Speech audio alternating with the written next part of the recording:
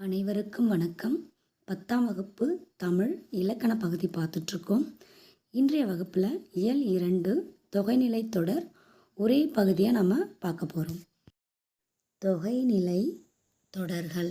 தொகை தொகை என்றால் தொக்கி அப்படின்னு பொருள் வரும். அப்படின்னா என்ன? தொக்கி அப்படின்னா மறைந்து வரும், உருபுகள் மறைந்து வரும். ஞாபகம் வச்சுக்கணும். தொகை என்றாலே உருபுகள் மறைந்து வரும். தொடர் என்பதற்கு பொருள் என்ன? இரண்டு வார்த்தைகள் அல்லது இரண்டுக்கும் மேற்பட்ட வார்த்தைகள் தொடர்ந்து வந்து அது பொருள் தரக்கூடிய வகையில் இருக்கணும், மீனிங்ஃபுல்லாக இருக்கணும் அந்த தொடர். இப்போ விளக்கமாக பார்க்கலாம். சொற்றொடர். சொற்றொடர் அப்படின்னாலும் தொடர் அப்படின்னாலும் ஒன்று தான். சொல்லால் ஆன தொடரை தான் சொற்றொடர் அப்படின்னு கொடுத்துருக்காங்க. சொற்கள் பல தொடர்ந்து நின்று பொருள் தருவது சொற்றொடர் அல்லது தொடர் எனப்படும். சொற்கள் பல தொடர்ந்து நின்று அது மீனிங்ஃபுல்லுடையதாக இருக்கணும், பொருள் தரணும், அதான் முக்கியமானது. அதற்கு பெயர்தான் சொற்றொடர் அல்லது தொடர் எனப்படும்.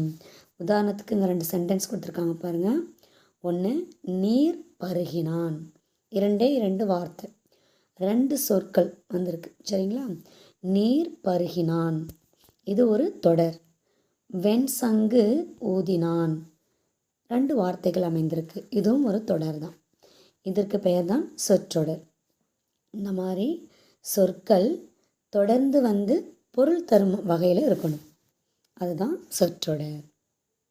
நெக்ஸ்ட் நம்ம பார்க்க போகிறது தொகைநிலை தொடர். பெயர் சொல்லோடு வினை சொல்லும், பெயர் சொல்லும் சேரும் தொடரின் இடையில் உருபுகளோ, அதாவது வேற்றுமை உருபுகளோ வினை பண்பு ஆகியவற்றின் உருபுகளோ மறைந்து வந்து, அதாவது தொக்கி அப்படின்னாலே மறைந்து வருதல், மறைந்து வந்து 2 அல்லது அதற்கு மேற்பட்ட சொற்கள் ஒரு சொல் போல நிற்குமானால் அதற்கு தொகைநிலை தொடர் என்று கூறுவர்.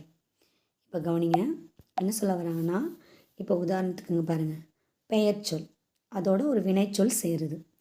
பெயர் சொல்லோடு வினை சொல்லும் சேரும் தொடரில், அதுதான் அங்கே அர்த்தம். First sentence. இப்போ உதாரணத்துக்கு பார்த்தீங்கன்னா, சில தொடர் வந்து பெயர் சொல்லோட வினை சொல் சேராமல் பெயர் சொல்ல சேரும். இப்போ உதாரணத்துக்கு பாருங்கள். கண்ணன் கவிஞன் அப்படின்னு நான் சொல்கிறேன் அப்படின்னா, கண்ணன் கவிஞர். இந்த இடத்துல பாருங்கள், கண்ணனும் பெயர் சொல் தான், கவிஞரும் பெயர் சொல் தான். ஆனால் இங்கே பெயர் சொல்லே வந்து வினையாக அந்த இடத்துல பயனிலையாக வந்து ஆக்ட் பண்ணுது, அது அந்த இடத்துல பயனிலையாக வருது. இது மாதிரி வந்தால் தான் பெயர் சொல்லோடு பெயரே இணையதுன்னு அர்த்தம். சரிங்களா? இங்கே நமக்கு எக்ஸாம்பிள் இருக்கிறத காமிக்கிறேன். பெயர் சொல்லோடு வினை சொல்லும் இங்கே இருக்குது பாருங்கள். பெயர் சொல் நீர் அப்படின்றது பெயர் சொல், பருகினான் அப்படின்றது வினைச்சொல், அதாவது தண்ணி குடித்தான் அப்படின்றத அங்கே நீர் பருகினான் அப்படின்னு தூய தமிழில் கொடுத்துருக்கு. இதுபோல் பெயர் சொல்லோடு வினை சொல்லும் அல்லது பெயர் சொல்லோடு பெயர் சொல்லும் சேரும் தொடரின், இப்போ இந்த மாதிரி ஒரு தொடர் சேர்ந்துருக்கு, அந்த மாதிரி சேரும் தொடரில் இடையில், அதாவது இந்த 2 வார்த்தைகளுக்கும் இடையில், புரியுதுங்களா? அந்த 2 வார்த்தைகளுக்கு இடையில் வேற்றுமை உருபுகளோ வினை பண்பு, அதாவது வினைத்தொகை, பண்பு தொகை, உம்மை தொகை, உவமை தொகைன்னு இருக்குது, அன்மொழி தொகை, இத்தனை உருபுகளோ தொக்கி அல்லது மறைந்து, தொக்கின்னா மறைந்துன்னு பேர். அப்போ இந்த 2 பெயர் சொல்லுக்கும் வினை சொல்லுக்கும் நடுவில் இந்த உருபுகள் மறைந்து வந்து பார்க்குறதுக்கு ஒரே சொல் மாதிரி நிற்குமானால் அதுதான் தொகைநிலை தொடர். உங்களுக்கு டெஃபினேஷன் புரிஞ்சிருக்குன்னு நம்புகிறேன். அடுத்து இப்போ நம்ம உதாரணத்தை பார்த்தீங்கன்னா இன்னும் உங்களுக்கு தெளிவாக புரியும். இப்போ பாருங்கள், கரும்பு தின்றான். இப்போ இந்த இடத்துல 2 வார்த்தை கொடுத்துருக்கு. கரும்புன்றது பெயர் சொல், தின்றான் அப்படின்றது வினைச்சொல். இப்போ 2ம் இணைஞ்சிருக்கு. இதுக்கு நடுவில் ஒரு, அதாவது உருபு வந்து மறைஞ்சிருக்கு. அதை எப்படி கண்டுபிடிக்கணும்னு பாருங்கள். மேற்கண்ட தொடர் கரும்பை தின்றான், பார்த்தீங்களா? கரும்பை தின்றான் அப்படின்ற பொருளை தான் நமக்கு உணர்த்துது. இந்த தொடரில் 2 சொற்களுக்கு நடுவில் ஐ, அதாவது ஐ வரிசை எழுத்து. பை அப்படின்றது ஐ வரிசை எழுத்து. சரிங்களா? இந்த இடத்துல இத்து வரதை பார்க்கக்கூடாது. அது வந்து வல்லினம். அது வந்து இங்கே தின்றான் வர்றதுனால வல்லினம். ஸோ நம்ம இதை மட்டும் பார்க்கணும். கரும்பை, அப்போ ஐ வரிசை எழுத்துக்கள் வர்றதுனால ஐ என்னும் உருவு மறைந்து நின்று பொருள் தருது அப்படின்னு எடுத்துக்கணும். ஐ என்பது வேற்றுமை உருவு ஆக்சுவலாக. சரிங்களா? இது மாதிரி வேற்றுமையோ வினையோ பண்போ ஏதேனும் ஒரு உருவு மறைந்து நின்று பொருளை தந்தா அதுதான் தொகைநிலை தொடர். நெக்ஸ்ட்டு அதன் வகைகளை பார்க்கலாம். தொகைநிலை தொடர் 6 வகைப்படும். தொகைநிலை தொடர் 6 வகைப்படும். அவை வேற்றுமை தொகை, வினைத்தொகை, பண்புத்தொகை, உவமைத்தொகை, உம்மைத்தொகை, அன்மொழி தொகை. பார்த்திங்களா? எல்லாமே தொகை தொகைன்னு தான் வரும். ஏன்னா நம்ம படிக்கிறது தொகைநிலை தொடர், ஞாபகம் வச்சுக்கணும். ஏன்னா நம்ம அடுத்த இயல் 3ல் தொகாநிலை தொடர் படிக்க போகிறோம். கன்ஃபியூஸ் பண்ணிக்கக்கூடாது. இது வந்து நமக்கு தொகை. தொகை வந்து 6 தான். ஓகேங்களா? தொகை தான் 9. ஸோ நம்ம கன்ஃபியூஸ் பண்ணிக்காதீங்க. தொகை தான் படிக்கிறோம் நம்ம இப்போதைக்கு. ஸோ எல்லாமே தொகைன்னு தான் எண்டிங்கில் வரணும். இப்போ ஃபஸ்ட்டு நம்ம பார்க்க போகிறது வேற்றுமை தொகை. மதுரை சென்றார், மதுரைக்கு சென்றார் அப்படின்னு தான் நம்ம அதை விரிந்து நின்று பொருள் தரும். அதாவது நம்ம அதை எக்ஸ்பேண்ட் பண்ணி பார்க்கணும். அப்போ அது விரிந்து நின்று எப்படி பொருள் தருது? மதுரைக்கு சென்றார். அப்போ என்ன உருபுங்க வந்திருக்கு? கு. கு என்பது வர்றதுனால இது 4ஆம் வேற்றுமை தொகை. இப்போ நம்ம அந்த வேற்றுமை உருபுகள் வந்து நம்ம ஞாபகம் வச்சுக்கணும். ஐ, ஆல், கு, இன், அது, கண். அதாவது வேற்றுமை உருபுகள் பார்த்திங்கன்னா மொத்தம் 8 இருக்குது. அதில் முதல் அடுத்தது 8. இது ரெண்டுத்துக்கும் பார்த்திங்கன்னா உருபுன்னு தனியாக கிடையாது. முதல் வந்து அதை எழுவாயின்னு சொல்லுவோம், கடைசியாக இருக்கிறத விழின்னு சொல்லுவோம். அப்போ 2, 3, 4, 5, 6, 7. அப்போ இந்த 7 தான் நீங்கள் மைண்டில் வச்சுக்கணும். ஐயால்கு இன்னது கண். எப்படி? ஐயால்கு இன்னது கண் இப்படி மெமரி பண்ணி வச்சிடணும். ஸோ இப்போ கூன்னு வர்றதுனால நான் 4ஆம் வேற்றுமை உருபுன்னு சொன்னேன். போன எக்ஸாம்பிள் நம்ம பார்த்தோம், ஐ வந்தது, கரும்பை தின்றான் அப்படின்னு. அப்போ கரும்பைன்னும் போது 2ஆம் வேற்றுமை தொகை அப்படின்னு சொல்லணும். ஸோ இந்த உருபுகளை மெமரி பண்ணிக்கோங்க. கண்டிப்பாக இது தெரிஞ்சால் தான் நம்ம ஆன்சர் பண்ண முடியும். கூ எனும் வேற்றுமை உருவானது அங்கே நமக்கு நேரடியாக கொடுக்கப்படலை. அந்த வார்த்தையை நம்ம அந்த எக்ஸ்பேண்ட் பண்ணி பார்த்தா தான் தெரியுது. ஸோ இது மாதிரி தொக்கி நின்று, தொக்கினா மறைந்து நின்று பொருளை உணர்த்துறதுனால இது வேற்றுமை தொகை அப்படின்னு சொல்கிறோம். என்ன வேற்றுமை? 4ஆம் வேற்றுமை தொகை அப்படின்னு எழுதணும். அந்த நம்பர் முக்கியம். சரிங்களா? இங்கே கொடுத்துருக்காங்க பாருங்கள், வேற்றுமை உருபுகள். ஐயால்கு இன்னது கண். ஸோ ரொம்ப மனப்பாடம் பண்ணிவிடுங்க. இப்போ கூ வந்தால் 4ஆம் வேற்றுமை, கண் வந்தால் 7ஆம் வேற்றுமை உருபு வந்து மறைஞ்சு வரும். ஐ வந்ததுன்னா 2ஆம் வேற்றுமை உருபு. இது மாதிரி மறைந்து வந்தால் தான் அது என்னது? வேற்றுமை தொகை. இப்போ அடுத்து நம்ம வேற்றுமை தொகையிலே இன்னொரு டைப் பார்க்க போகிறோம். ரொம்ப முக்கியமானது. சிபிஎஸ்சி போர்டு எக்ஸாமுக்கு பார்த்திங்கன்னா இது ரொம்ப ரொம்ப முக்கியம். இந்த பேட்டர்லேருந்து நிறைய வாட்டி கேட்டிருக்காங்க. அதாவது உருவும் பயனும் உடன் தொக்க தொகை. உருபுன்னா வேற்றுமை உருபு வரும். பயன் அப்படின்னா அது எதுக்காக பயன்படுது, என்ன பயன்பாட்டுக்காக வருது அப்படின்ற அந்த யூசேஜும் அவங்க சொல்லியிருப்பாங்க. ரெண்டும் சேர்ந்து வர்றதுனால தான் உடன் தொக்க தொகை. புரியுதுங்களா? உருபு பயன் ரெண்டும் சேர்ந்து வருது அப்படின்றதான் மீனிங். உருபும் பயனும் உடன் தொக்க தொகை. எக்ஸாம்பிள் பாருங்கள், தேர்ப்பாகன். இப்போ பாருங்கள், ஒரே சொல் மாதிரி இருக்குது பார்க்குறதுக்கு, ஆனால் இது ஒரு சொல் கிடையாது. இது நம்ம விரித்து பார்க்கணும் அந்த வார்த்தையை. அப்போ தான் உருபு பயன் ரெண்டுமே மறைஞ்சிருக்கிறது இப்போ தெரியும். தேரை ஓட்டும் பாகன். தேர் அப்படின்னு நமக்கு தெரியும், இந்த கோயில் திருவிழாக்கள்லாம் பயன்படுத்துவாங்கள்ல தேர். அந்த தேரை ஓட்டக்கூடிய ஒரு பாகன். சரிங்களா? இப்போ நம்ம தேரை அப்படின்றது உருபு வருது. என்ன உருபுன்னு பாருங்கள். தேரை அப்படின்னு சொல்லும் பொழுது ஐ வருது, ஐ வரிசை எழுத்து இல்லையா? அப்போ 2ஆம் வேற்றுமை உருபு வந்திருக்கு. கூடவே அது எதுக்கு பயன்படுது? ஓட்டுறதுக்கு பயன்படுது. தேரை ஓட்டும் பாகன். அப்போ 2 விஷயம், உருபும் வருது, பயனும் வருது. அதனால தான் உருபும் பயனும் உடன் தொக்க தொகை. 2ஆம் வேற்றுமை உருபும் பயனும் உடன் தொக்க தொகை. தேர் பாகன் என்னும் சொற்களுக்கு இடையில் ஐ என்னும் வேற்றுமை உருபும் ஓட்டும் என்னும் பொருளை விளக்கும் பயனும் மறைந்து வந்துள்ளன. இவ்வாறு ஒரு தொடரில் வேற்றுமை உருபும் அதன் பொருளை விளக்கும் பயனும் சேர்ந்து மறைந்து வருவது உருபும் பயனும் உடன் தொக்க தொகை எனப்படும். இதுவும் வேற்றுமை தொகையே ஆகும். இதுவும் ஒரு வேற்றுமை தொகை தான். சரிங்களா? அடுத்தது இன்னொரு எக்ஸாம்பிள் கொடுத்துருக்காங்க. உதாரணம், தமிழ் தொண்டு. அதாவது இதை நீங்கள் எக்ஸ்பேண்ட் பண்ணி பார்த்தீங்கன்னா தமிழுக்கு செய்யும் தொண்டு அப்படின்னு பிரியும். அப்போ கு என்பது என்ன? 4ஆம் வேற்றுமை உருபும் பயனும் உடன் தொக்க தொகை. நல்லா கவனிச்சிருப்பீங்கன்னு நம்புகிறேன். அதாவது வேற்றுமை உருபோடு சேர்த்து பயனும் வரும்பொழுது நம்ம இந்த மாதிரி ஃபுல் நேம் கொடுக்கணும். வெறும் உருபு மட்டும் வருதுன்னா 4ஆம் வேற்றுமை தொகைன்னு எழுதினா போதும். சரிங்களா? இப்போ அடுத்து நம்ம பார்க்க போகிறது வினைத்தொகை. சிபிஎஸ்சியில் பார்த்தீங்கன்னா நமக்கு டெஃபினேஷனும் முக்கியம். ஒன் வேர்டுக்கு சம்டைம்ஸ் டெஃபினேஷன் கொடுத்தும் கேள்வி கேட்குறாங்க, எக்ஸாம்பிள்ஸும் கேட்பாங்க. ஸோ ரொம்ப முக்கியமானது வினைத்தொகை. காலம் காட்டும் இடைநிலையும் பெயரெச்ச விகுதியும் மறைந்து நிற்க வினைப்பகுதியை தொடர்ந்து ஒரு பெயர் வந்து ஒரு சொல்லை போல நடப்பது வினைத்தொகை எனப்படும். கவனிங்க, இடைநிலை அப்படின்னா பகுபத உறுப்பிலக்கணம் நம்ம 7th 9th படிச்சிருப்போம். பகுதி விகுதி இடைநிலை சந்தி சாரே விகாரம் அப்படின்னு.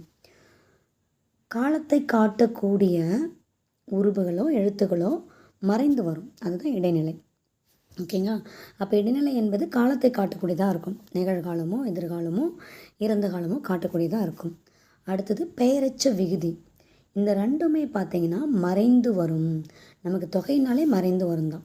ஸோ காலம் காட்டும் இடைநிலையும் பெயரெச்ச விகுதியும், விகுதினா எண்டிங். சரிங்களா? ஸோ இந்த ரெண்டுமே மறைந்து வந்து வினைப்பகுதியை தொடர்ந்து. வினைப்பகுதி அப்படின்னா இப்போ ஒரு வார்த்தை இருக்குன்னா ஃபஸ்ட்டு வரக்கூடிய அந்த ரூட் வேர்டு அதான் வினைப்பகுதி. சரிங்களா? அந்த வினைப்பகுதியை தொடர்ந்து ஒரு பெயர் வரும். அடுத்த வார்த்தை வந்து பெயர் சொல்லாக இருக்கும். இது மாதிரி வந்து ஒரே சொல் போல் நடப்பது, பார்க்க ஒரே சொல் மாதிரி இருக்கும், அதுதான் வினைத்தொகை எனப்படும். எக்ஸாம்பிள் பாருங்கள். இதுதான் வினைப்பகுதி, இதுதான் பெயர். இப்போ மேலே கொடுத்துருக்க டெஃபினேஷன் படி பாருங்கள். வினைப்பகுதியை தொடர்ந்து, இதுதான் வினைப்பகுதி ஃபஸ்ட்டு வர்றது. வீசு, கொல், இதுதான் வினைப்பகுதி. அதாவது ஒரு வினை சொல்லு கம்ப்ளீட்டாக ஆகாமல் இருக்குது, அதுதான் வினைப்பகுதின்னு சொல்லணும். இப்போ நம்ம பகுபத உறுப்பிலக்கணத்தில் பிரிக்கும் பொழுது பகுதி விகுதின்னு பிரிக்கிறோம் இல்லையா? அப்போ ஃபஸ்ட்டு வர்றதுன்னா பகுதி, அதுதான் இங்கே வினைப்பகுதி. சரிங்களா? இந்த இடத்துல பாருங்கள், பகுதின்றது வினையாக இருக்கலாம் அல்லது பெயராக இருக்கலாம். பட் இங்கே நம்ம படிக்கிறது வினைத்தொகை. அதனால் கண்டிப்பாக வினைப்பகுதி தான் வரும் முன்னாடி. So no confusions. ஸோ ஒரு வினைப்பகுதி தொடர்ந்து ஒரு பெயர்ச்சொல் வருகிறது. இங்கே பாருங்கள், பெயர் வந்து. அப்போ ஒரு வினைப்பகுதியை தொடர்ந்து ஒரு பெயர் வந்து ஒரே சொல்லை போல் நடப்பது. பார்க்குறதுக்கு ஒரே சொல் மாதிரி இருக்குங்களா? வீசு தென்றல், கொல்களிறு, பார்க்க ஒரே சொல் மாதிரி இருக்குது. ரெண்டும் தனித்தனி எக்ஸாம்பிள். ஒரே சொல் மாதிரி இருக்குது, ஆனால் ஒரே சொல்லாக கிடையாது. இது நாங்கள் எக்ஸ்பேண்ட் பண்ணி பார்த்தீங்கன்னா தெரியும். உள்ள இடைநிலையும் பெயரெச்ச விகுதியும் மறைந்திருக்கும். கவனிங்க, வீசுன்றது வினைப்பகுதி, தென்றல் அப்படின்றது பெயர்ச்சொல். ரெண்டும் சேர்ந்து வந்து ஒரு சொல்லை போல் இருக்குது. இதான் வினைத்தொகை. எக்ஸ்பான்ஷன் உங்களுக்கு நல்லா இப்போ புரிஞ்சிருக்குன்னு நினைக்கிறேன். இது ஏன் எங்கள் பெயரெச்ச விகுதி எப்படி சொல்ல முடியும் அப்படின்னா, கவனிங்க, வீசுன்றது ஒரு வினை பகுதி, அதாவது வினைச்சொல் தான், ஆனால் முடியல, இன்கம்ப்ளீட்டாக இருந்தால் அது எச்சம். ஆனால் பக்கத்தில் ஒரு பெயர்ச்சொல்லை கொண்டு முடிகிறதுனால இது பெயரெச்ச விகுதி. புரியுதுங்களா ஏன் இந்த வார்த்தை யூஸ் பண்ணுறாங்கன்னு? ஸோ பாருங்கள், கொல் என்பது ஒரு வினைப்பகுதி, அது ஒரு பெயர்ச்சொல்லை கொண்டு முடியுது. களிறு, களிறுனா யானை, ஆண் யானை. அப்போ ஒரு பெயர்ச்சொல்லை கொண்டு முடிகிறதுனால இது பெயரெச்ச விகுதின்னு சொல்கிறோம். ஸோ இது எச்ச சொல் பெயரெச்சத்தை கொண்டு பெயர்ச்சொல்லை கொண்டு முடிகிறதுனால பெயரெச்ச விகுதி. இப்போ டெஃபினேஷனை படித்து பாருங்கள், நல்லா புரியும். காலம் காட்டும் இடைநிலை. இப்போ இந்த காலம் காட்டும் இடைநிலை வந்து நான் அடுத்த பேராவில் உங்களுக்கு சொல்கிறேன் எப்படி வந்து காலத்தை காட்டும்னு. காலம் காட்டும் இடைநிலையும் பெயரெச்ச விகுதியும் மறைந்து நின்று வினைப்பகுதியை தொடர்ந்து ஒரு பெயர் வந்து ஒரு சொல்லை போல நடப்பது வினைத்தொகை எனப்படும். இப்போ உங்களுக்கு தெளிவாக இந்த டெஃபினேஷன் புரிஞ்சிருக்குன்னு நம்புகிறேன். இப்போ அடுத்த லைன் பாருங்கள், ரொம்ப முக்கியமானது இந்த லைன் தான். எக்ஸாமில் அடிக்கடி கேட்பாங்க. இது காலம் கறந்த பெயரெச்சமே என்பது என்ன? வினைத்தொகை. இந்த இடத்துல பாருங்கள், காலம் கறந்த பெயரெச்சமே, இந்த 2 வார்த்தை தான் அங்கே கொடுத்துருக்காங்க. ஸோ காலம் கறந்த பெயரெச்சமே அப்படின்ற இலக்கண நூல் சொல்லுது நமக்கு. அது என்னது? காலம் கறந்த பெயரெச்சமே அப்படின்னா வினைத்தொகை. வீசு கொள் என்பன வினைப்பகுதிகள். அதன் முறையே தென்றல், களிறு என்ற பெயர் சொற்களோடு சேர்ந்து காலத்தை வெளிப்படுத்தாத பெயரெச்சங்களாயின. இப்போ வீசு தென்றல் அப்படின்னு நம்ம நேரடியாக அந்த வார்த்தையை பார்க்கும் பொழுது எந்த காலத்தையும் சொல்ல முடியாது. வீசு தென்றலில் என்ன காலத்தை நம்ம சொல்ல முடியும்? ஏன்னா அந்த இடத்துல மறைஞ்சு வருது, காலத்தை வெளிப்படுத்தாமல் ஒரு எச்ச சொல்லாக வருது. அதாவது பெயர் சொல்லை கொண்டு முடிஞ்சு பெயரெச்சங்களாக இருக்குது, அதுதான் சொல்கிறாங்க. இப்போ அதை எப்படி நம்ம விரித்து பார்ப்பது பாருங்கள். வீசிய காற்று, அதாவது வீசிய தென்றல், வீசுகின்ற காற்று, வீசுகின்ற தென்றல், வீசும் காற்று, வீசும் தென்றல். இப்படி நாம் வீசிய பாருங்கள், இய அப்படின்ற வீசிய அப்படின்னா பாருங்கள் இறந்த காலம் ஞாபகம் வச்சுக்கணும். இறந்த காலத்திற்கு வினைத்தொகைக்கான உருபு இது. இறந்த காலத்துக்கு வினைத்தொகைக்கான உருபு. வீசுகின்ற, இந்த கின்ற கிரு ரெண்டுமே பார்த்திங்கன்னா நிகழ்காலத்திற்கான வினைத்தொகைக்கான உருபு. நிகழ்காலத்துக்கு வினைத்தொகைக்கான உருபுகள். வீசும், இந்த இடத்துல பாருங்கள் உம்முன்னு வருது. வீசும். என்பது எதிர்காலத்திற்குரிய வினைத்தொகைக்கான உருபு.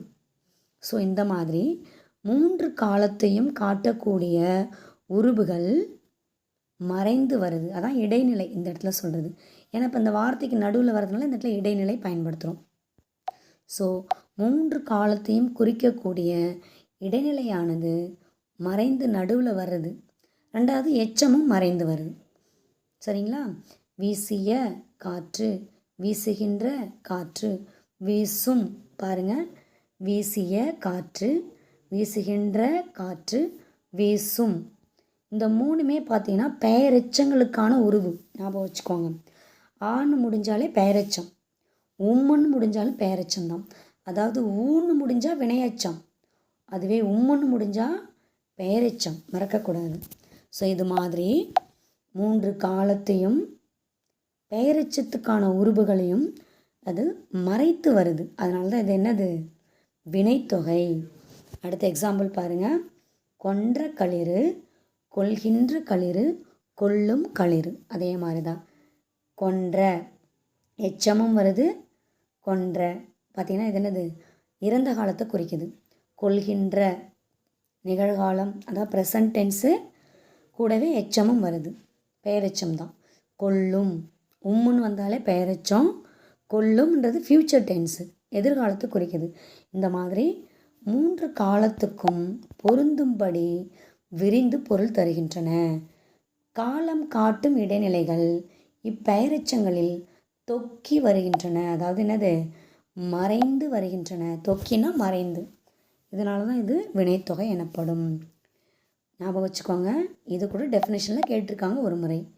வினைப்பகுதியும் அதனை அடுத்து பெயர் சொல்லும் அமைந்த சொற்றொடர்களிலேயே வினைத்தொகை அமையும்.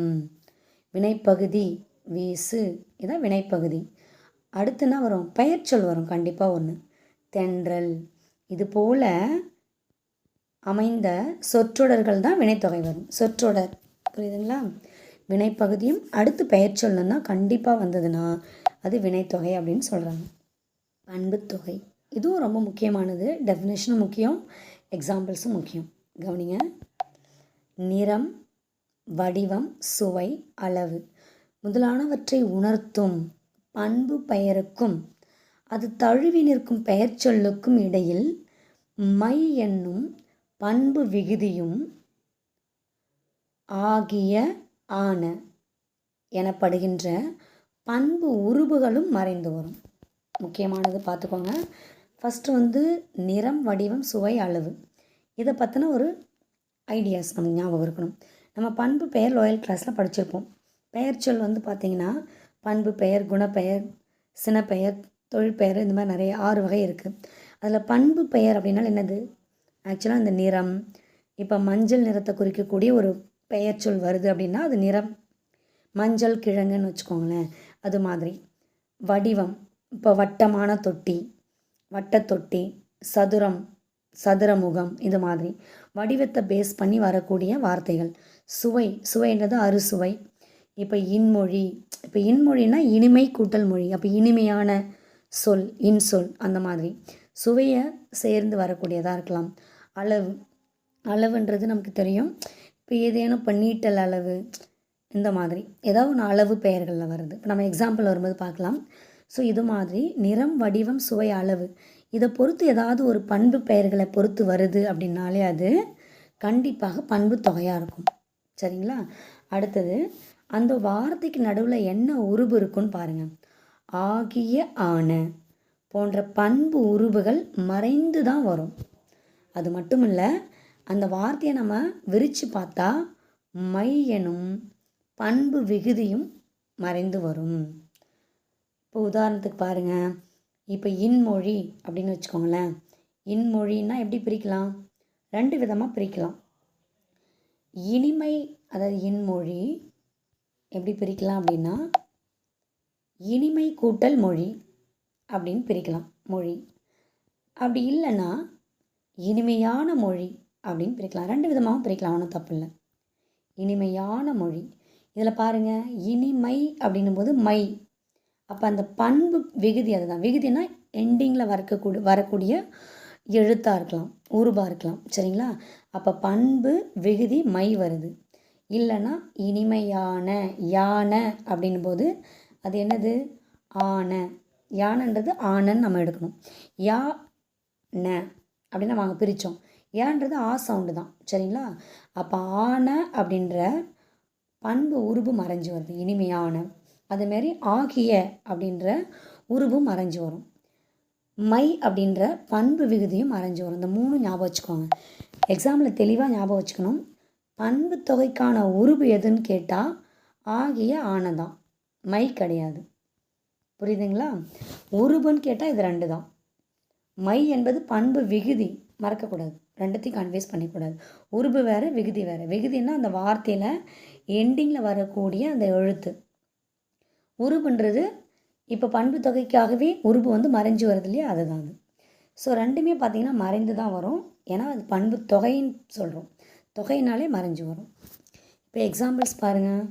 செங்காந்தாள், இதை ஃபஸ்ட்டு பார்த்ததுமே கண்டுபிடிக்கணும். செங்காந்தாள் அப்படின்னா சிவப்பு நிறத்தில் இருக்கக்கூடிய ஒரு காந்தல் மலர். அப்போ சிவப்புன்றது நிறத்தை குறிக்குது. செங்காந்தல், செங்கனா செழுமையான நிறம், செழுமைனால சிவப்பு தான் நமக்கு. அப்போ நிறத்தை குறித்தாலே அது என்னது? பண்பு தொகைன்னு ஃபஸ்ட்டு கண்டுபிடிச்சிடணும். அப்படி இல்லையா அதை பிரித்து பாருங்கள்.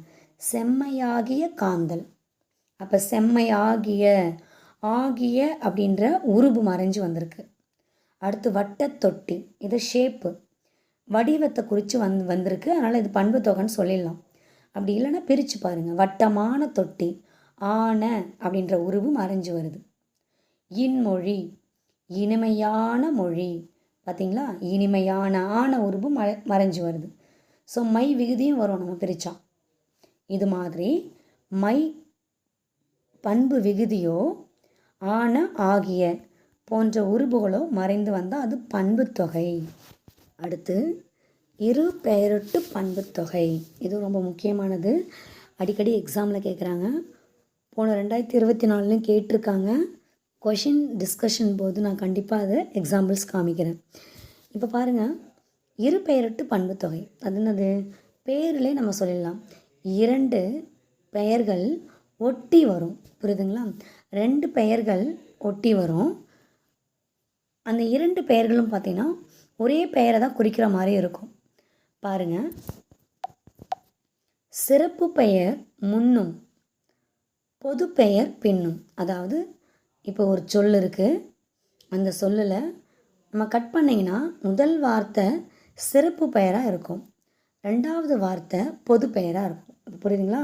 சிறப்பு பெயர் முன்னும்னா முன்னாடி இருக்கும், பொது பெயர் பின்னாடி இருக்கும். இதற்கு இடையில தான் அந்த நடுவில் உருபு மறைஞ்சு வரும்.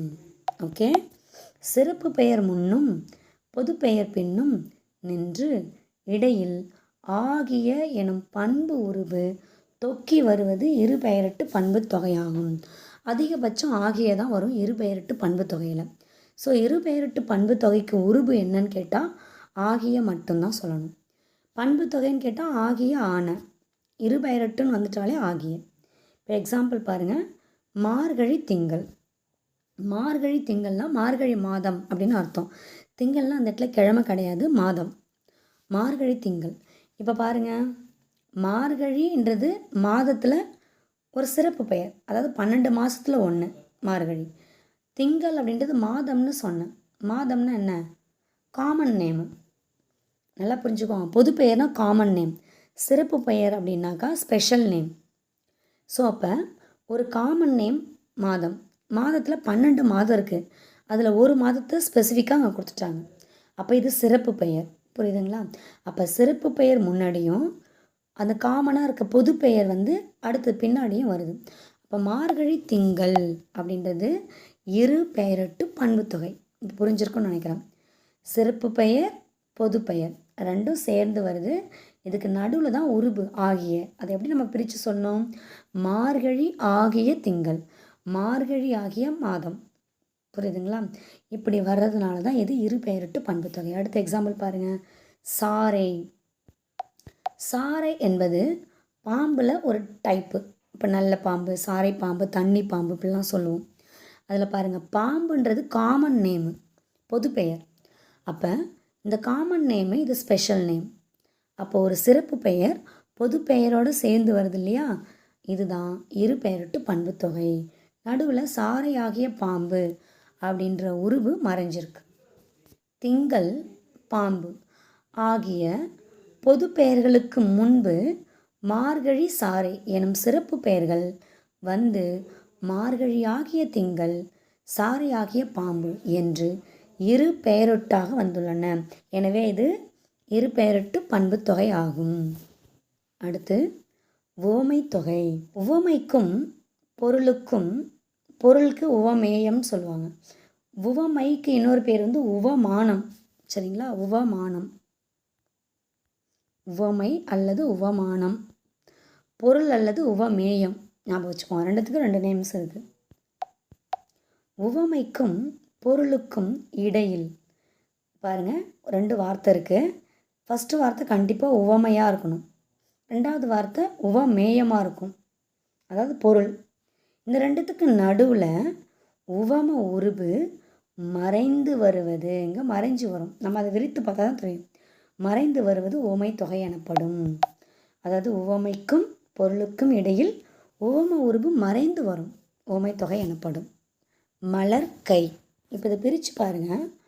மலர் போன்ற கை, அதாவது பூ மாதிரி இருக்கிற கை அப்படின்னு அர்த்தம். அதாவது சாஃப்டாக இருக்கான். இப்போ குழந்தையோட கைகள் பாருங்கள், ரொம்ப சாஃப்டாக இருக்கும், மென்மையாக இருக்கும்.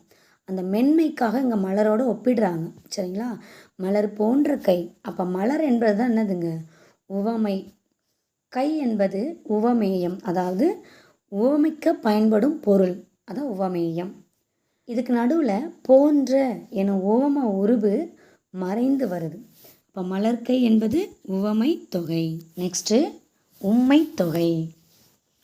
இரு சொற்களுக்கு இடையிலும், 2 சொற்கள் இருக்குது, 2 சொற்களுக்கு இடையிலும் இறுதியிலும், நல்லா கவனிக்கணும், இடையிலும் இறுதியிலும் என்னும் இடைச்சொல் மறைந்து பொருள் தரும். அதுதான் உம்மை தொகையாகும். அதாவது 2 சொற்களுக்கு இடையில், கவனிங்க, 2 சொற்கள் இருக்குது. 2 சொற்களுக்கு இடையிலும் இறுதியிலும் அப்படின்ற இடைச்சொல். இடைச்சொல்லை நம்ம படிச்சிருப்போம். 6ஆம் வகுப்பு 7ஆம் வகுப்பில் வருது. அதாவது இடைச்சொல் வந்து பார்த்திங்கன்னா தனித்து இயங்காது.